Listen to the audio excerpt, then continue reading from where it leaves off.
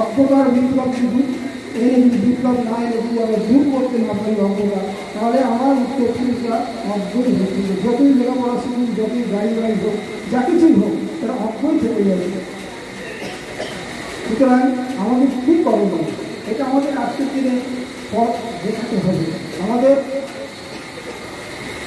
পূর্বপুরুষরা তারা একসময় এই পথে চলতেন, আজকে আমরা মাঝখানে আমাদের অতীত পূর্বপুরুষ যারা, তারা সবাই যুদ্ধে মানে ধর্মের মধ্যে ছিল। যুদ্ধ কোনো ধর্ম নয়, এটা হচ্ছে ধর্ম। ধর্ম মানে নৈতিকতা। ধর্ম তো নিজস্ব ব্যাপার, এটা তো ব্যক্তিগত ব্যাপার, যে যার ধর্ম খুশি পালন করতে পারে, মানতে পারে। কিন্তু ধর্ম হচ্ছে সামাজিক, ধর্ম হচ্ছে নৈতিকতা। একজন মানুষের সঙ্গে আরেকজন মানুষের কেমন সম্পর্ক হবে তা কিন্তু নির্ণয় করে দেয় ধর্ম। যে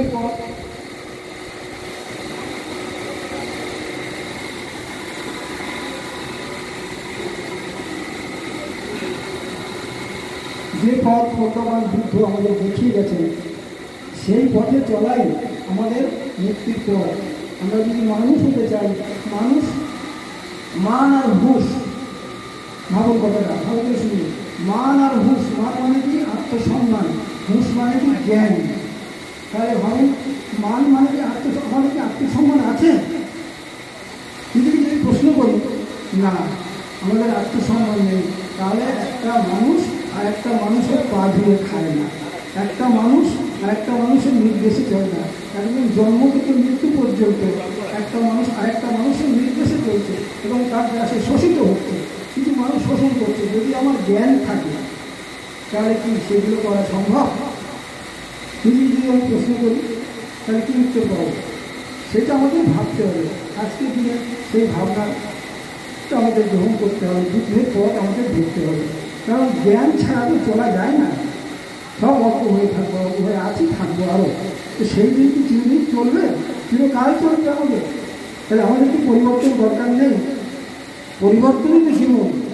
শিশুকাল থেকে আমরা যেভাবে চলে এসেছি জীবনে, যদি সেইভাবেই চলি তাহলে পরিবর্তন কতটা হলো? জামা কাপড়ে, আকারে না, ওটা পরিবর্তন নয়। পরিবর্তন হচ্ছে বিচারধারার পরিবর্তন। বিচারধারা যদি পরিবর্তন আমাদের না হয়, তাহলে আমাদের আত্মসম্মান আমরা রক্ষা করতে পারবো। মানুষের শ্রেষ্ঠ সম্পদ হচ্ছে আত্মসম্মান। গাড়ি, বাড়ি, টাকা এগুলো আত্মসম্মান নয়। আত্মসম্মান হচ্ছে নিজস্ব সম্পদ, এটা কেউ ধার দিতে পারে না। আত্মসম্মান সবচেয়ে মানুষের বড় সম্পদ, সেগুলো আমরা হারিয়ে ফেলেছি।